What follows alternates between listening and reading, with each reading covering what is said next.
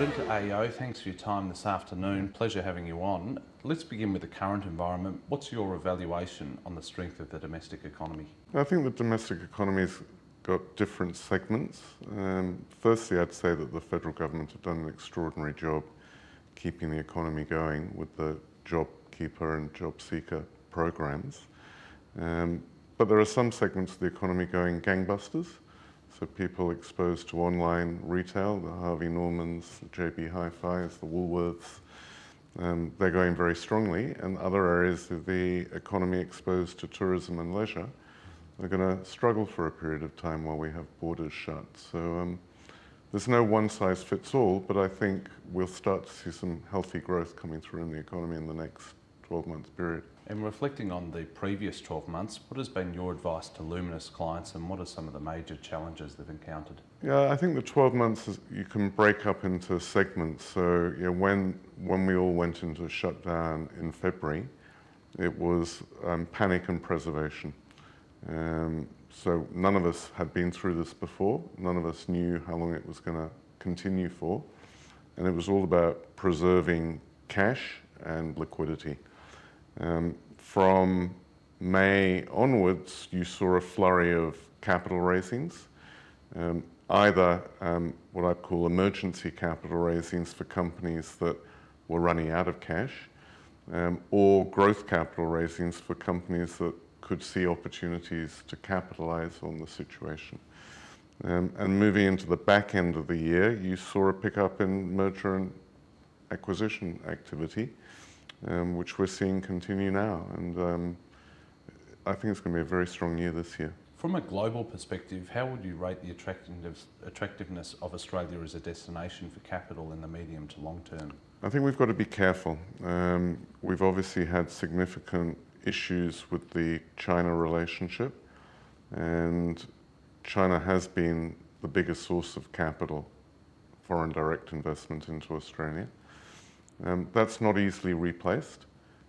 Australia's probably 2% of the capital market index globally. You don't have to be here. It's a small consumer base.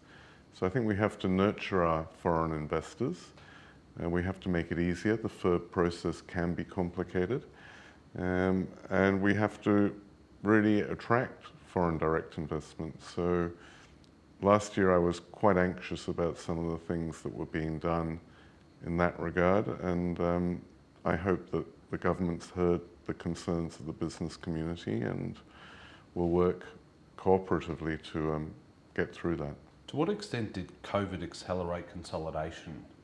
Now, Australia is a very consolidated corporate market. There are 2 or 3 large companies in each sector. The ACCC rightly reviews any form of consolidation. So I wouldn't have thought that there's been much industry consolidation over the last 5 years because of that level of pre-existing consolidation. There have been strategic acquisitions, but they're not necessarily number 1 by number 2. With respect to your philanthropic roles, how significantly have the arts in particular been affected by recent turbulence, and what's required from either a governmental or community level to rebound? Arts have been smashed. Institutions have been closed, theatres are silent or have been silent, museums have been shut. Most of those organisations employ artists, so it's had a knock-on impact into the sector. The government have done what they've been able to do to support those institutions, but it's going to be a long road back. The theatre company is now running at 100% capacity, which is fantastic. But if I look offshore, Museum of Contemporary Art in Los Angeles has been shut 12 months. The Tate has opened and closed 3 times and is currently closed.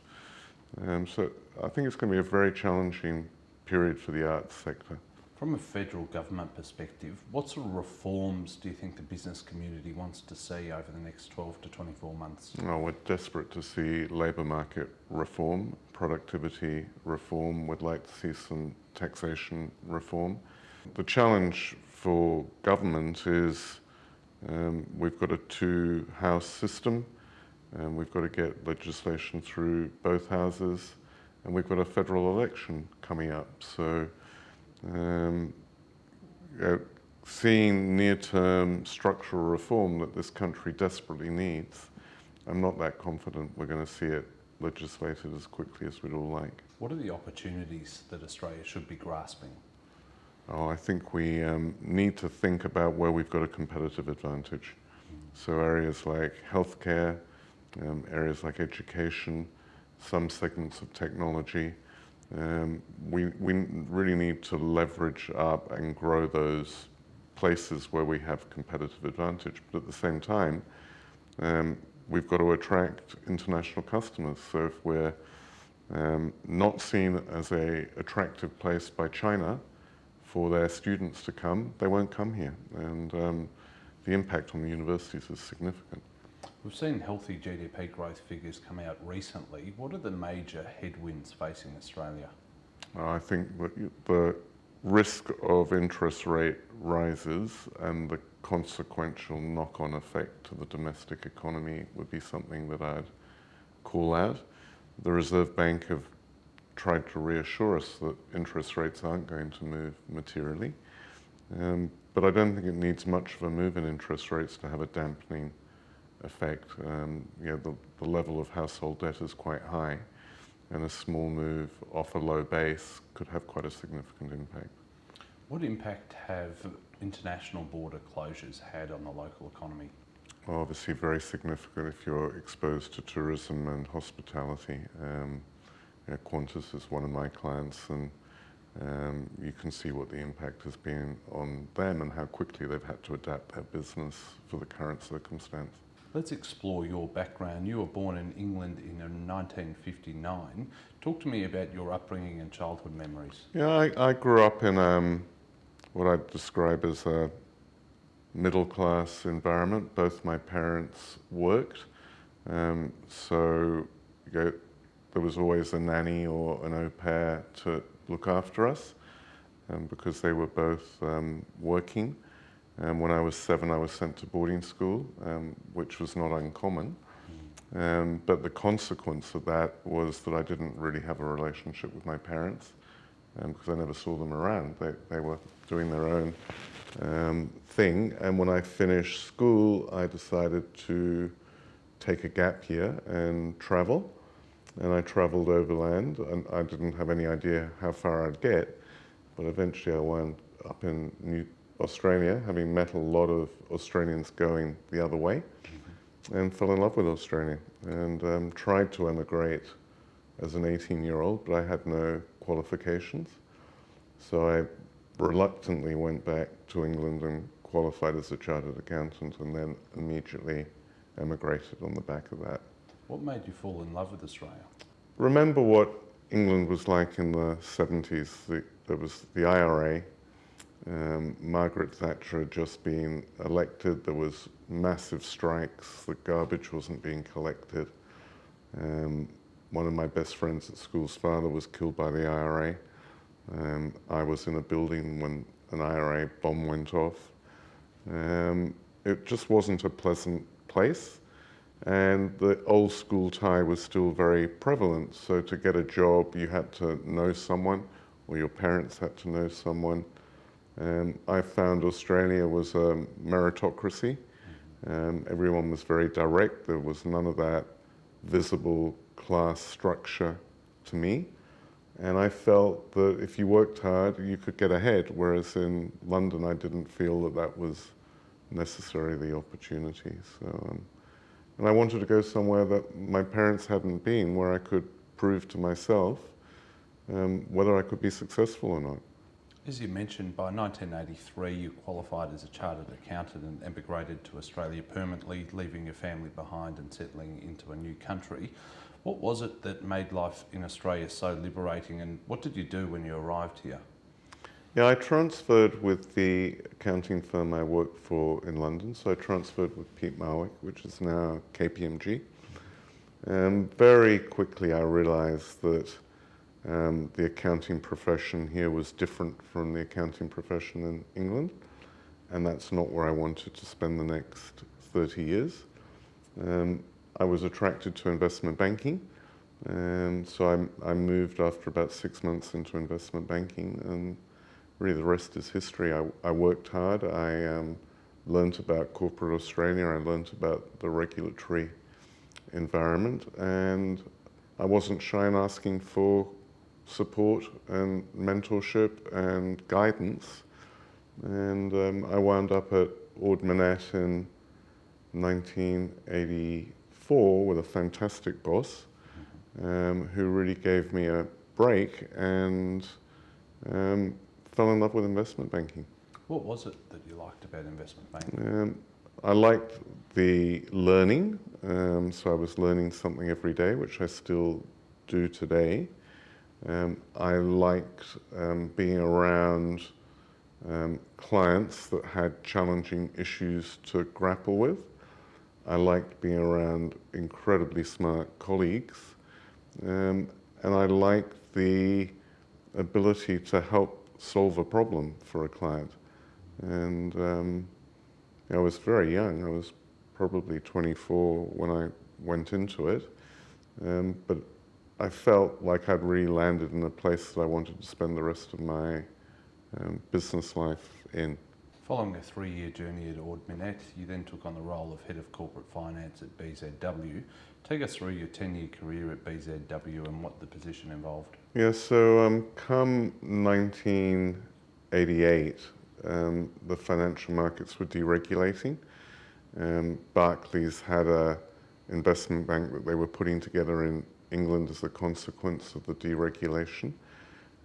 They wanted to form a similar business in Australia, so they came looking for people to build a business. I was very young, but I was ambitious.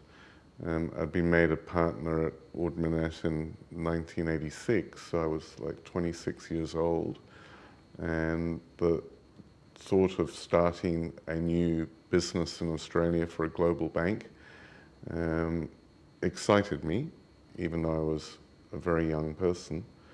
And the culture that BZW built here was extraordinary. It was a really team-orientated culture. Again, I was blessed with an extraordinary CEO who built that culture. And for 10 years, we did amazing things as a team. We grew to about 500 people. A significant part of the worldwide profits of their investment bank came from Australia. And one day, under shareholder pressure, Barclays decided to get out of investment banking. So they put the BZW business up for sale globally, and they sold it to Credit Suisse with one condition in the sale, and that was that the Australian business would support the sale to Credit Suisse. Credit Suisse had a very similar business here. We didn't, as a management group, we didn't feel that we could take our culture and inculcate it into Credit Suisse. We thought very hard about it, and we decided we couldn't support the transaction. So Barclays sold BZW worldwide ex-Australia to Credit Suisse, and they carved out Australia and said, go and find a buyer yourselves, because we don't want to be in this business. And we found ABN AMRO. ABN AMRO had a small business here that they wanted to grow. It felt to us that we could basically back ourselves into ABN AMRO and keep the whole thing intact and take the culture forward. What I didn't realize was the Dutch didn't have much of a sense of humor, and they certainly didn't understand investment banking. And after a year, I realized it wasn't for me. And so with a few colleagues, we left and we set up our own business, probably the first new investment bank in Australia for 20 years. It was a gutsy thing to do, but we felt that if we didn't do it, we'd regret it.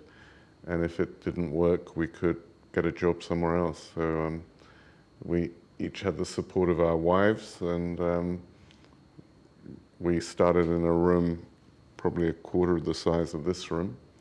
And we grew that business, which was called Caliburn, to a very significant size. And in 2010, we sold it to a US listed bank called Greenhill. Caliburn was involved in a number of significant transactions, one in particular being in the advisory of Westpac on its $18 billion acquisition of St George Bank, amongst others. On reflection, what are some of the deals you remember most fondly during your career at Caliburn? I think at the end of the day, it's about relationships with clients. And some of my clients we've looked after for 25 years. So that's the most interesting for me, rather than the individual transaction. But yeah, some of the things that I've most enjoyed, we acted for BAT when they bought the Australian tobacco business, British American Tobacco. We acted for British Airways when they decided to sell their investment in Qantas. And that's what opened the door for a 20-year relationship we've had with Qantas. But there were many things that were fantastic, and probably ultimately the best thing was growing our young people's careers. And yes, some of those people who joined us as young executives are now our partners. And that's probably the most enjoyable piece of that. As you touched on, in 2010, Caliburn Partnership was sold to US-based Greenhill for a reported $200 million.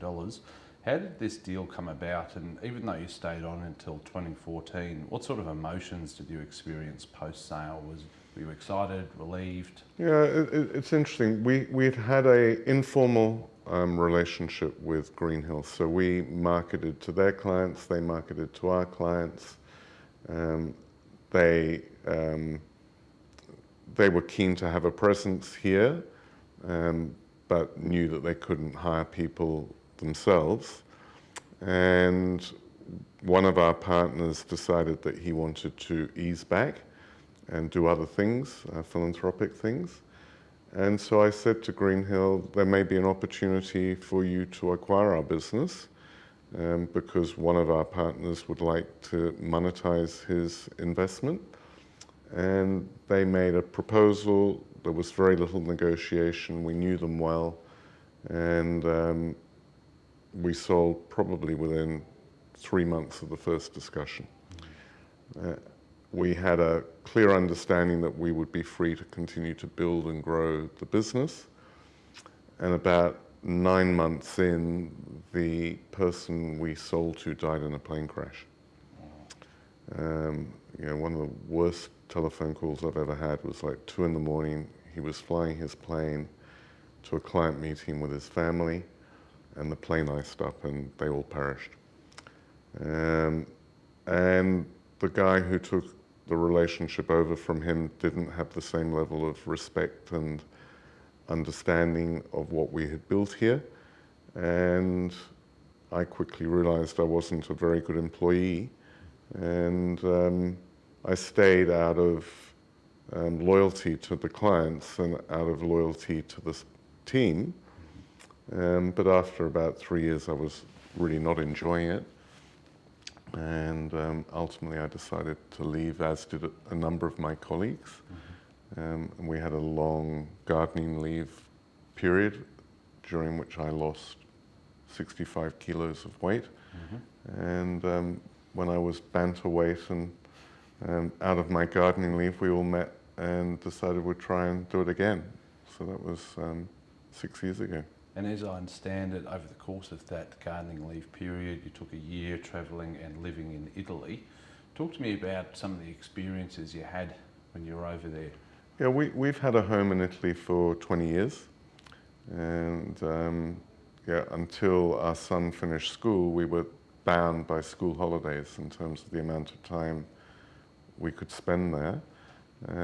But increasingly, we were enjoying our time there, and I was working effectively from there. And so in a year that I knew I wasn't allowed to work, and if I'd stayed in Sydney, the temptation would be too high, we decided to move to Italy for that year. And I needed a new challenge, and given I wasn't allowed to work, I thought I'd try and lose 20 kilos, but I wound up losing 65. So upon your return, you co-founded Luminis Partners in partnership with Evercore in 2015. Talk to me about the business and what services you specialise in. It's exactly the same as the business I was in 1984. So it's what we did at Ord Minnett, it's what we did at BZW, it's what we did at Caliburn, it's now what we do here. It's the only thing I know, which is giving independent advice to our clients. That advice may be around their balance sheet, it may be around their strategy, but that's what I've done for 35 years and hope to do for another decade or two yet. In which sectors of the market do you see the greatest opportunity for investment? Yeah, it's an interesting question, Rob, because unlike our integrated investment banking colleagues, we don't think that way. We are first and foremost advisors, and we tend to build a trusted advisor relationship with one company in each industry. So if we have a relationship, for instance, with Qantas, we would never go and talk to Virgin. And that's how we built this business, is off deep relationships with one company in each sector. And we don't think sectorally. Companies aren't coming to us asking us if we know more about their business than they do. They know more about their business than any bank will ever know. We just happen to be very experienced in giving advice. And a CEO may only do one M&A transaction in their career. They may only do one capital raising in their career. We've done huge numbers of those, so we know how to do them. So we don't think, if you were to ask that question of a Goldman Sachs banker or a Macquarie banker, you would get a clear answer, but it's just not the way we think. What are the fundamentals involved in deal making based on your experience? Well, it's a very interesting question. We were given 2 ears and 1 mouth. And I think for me, I remember that. And so the most fundamental issue is be able to listen. Too many people in this industry think that they're the voice and they don't use the ears. And I've often felt that we should be likened to being corporate psychiatrists. Our clients normally know what the problem is. They may not know what the solution is. And often they don't have the confidence to be certain they've got the problem right. So by sitting with a client and talking and drawing out the issues, we normally land at a common point. But the most important skill, in my view, is being able to listen. And very few people are good listeners. You've met, worked with and advised some of this country's most respected business, media and political figures. Who have been the standout figures you've met over the journey? No, very interesting question. In terms of CEOs, undoubtedly Alan Joyce would be a standout for me. In my view, he runs the most complicated business. He doesn't control the delivery of his fleet. There are 2 manufacturers in the world, and if they are running behind schedule, he doesn't get the planes that he ordered years ago. He doesn't control his fuel price, which is his biggest input cost. He can hedge it, but he doesn't control it. He doesn't control the borders. And as you've seen in the last year, borders can open and shut, sometimes for good reason, sometimes for less good reason. And he doesn't know if at any moment in time there's going to be an accident. And so for me, and I've been fortunate enough to work with him for many years, he is a standout CEO. Another CEO that I would call out as being right up there is Brad Banducci, who runs Woolworths. A man that you will seldom read or hear about in terms of what his personal interests are, but he runs a business with 250,000 staff, and I would put him right up there. I've met some amazing people in the not-for-profit space who've built extraordinary institutions who the business community probably doesn't know, but they are passionate leaders and world-class in their space. So I put someone like Lisanne McGregor, who's built the Museum of Contemporary Art into the most visited contemporary art museum in the world, in a city that's the other side of most parts of the world. There have been some great politicians. I think Paul Keating did some extraordinary things in his time. John Howard did some extraordinary things. When you meet people like that, they're inspiring and gives you hope. How different is Australia today compared to when you arrived as a 23-year-old in 1983? Yeah, it's an interesting question. So when I chose to emigrate, my father said he'd wasted his money on my education.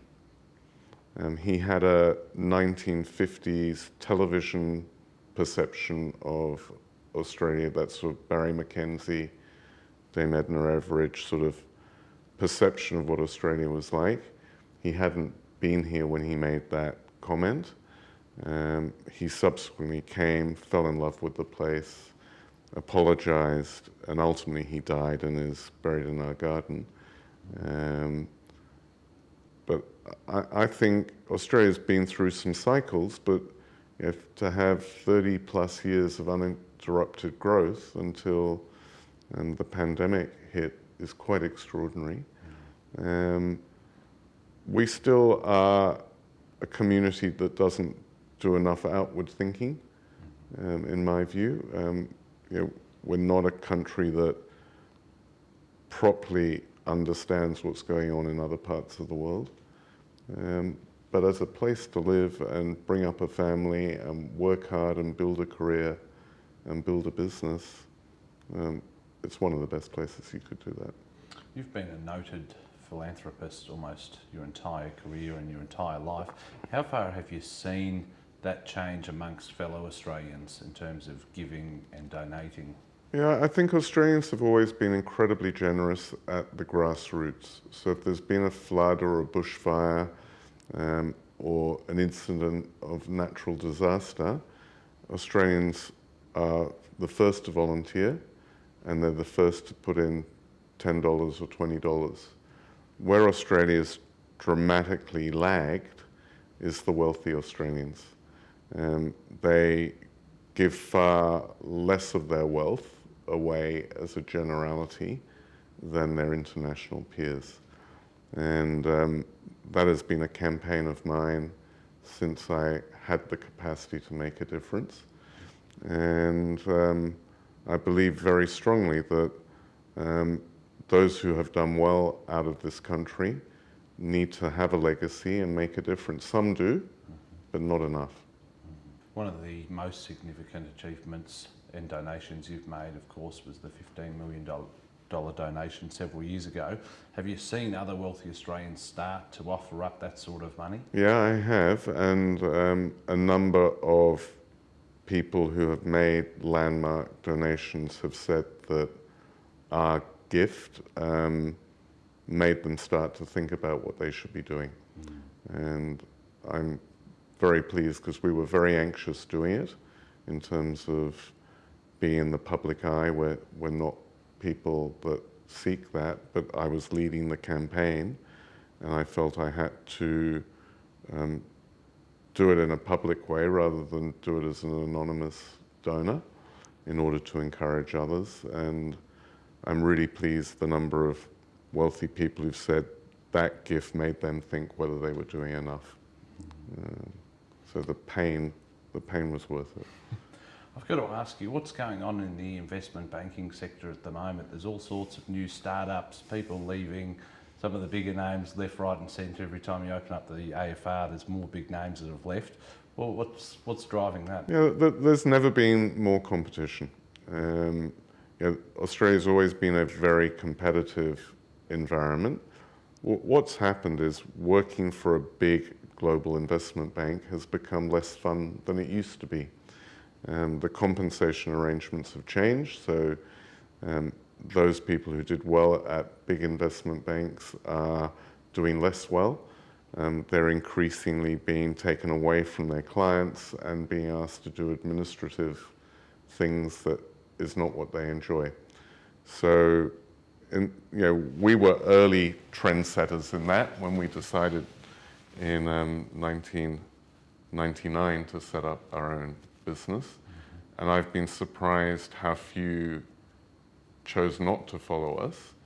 But in the last couple of years, I've realized that there was going to be this rush with people like Barrenjoey and Jardine and Moelis and Jeffries. And it's good. For us, what distinguishes our business is that there are very few seasoned bankers left. Most of them have moved into private equity or running family offices. They've got out of the advisory business.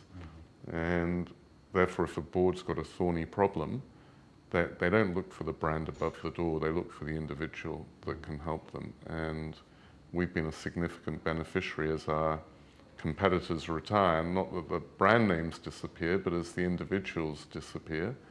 And we've been a very significant beneficiary of that. My final question is, what's next for Simon Mordant and Luminis Partners? Well, for Simon Mordant, my wife calls me octopus because I'm not very good at saying no.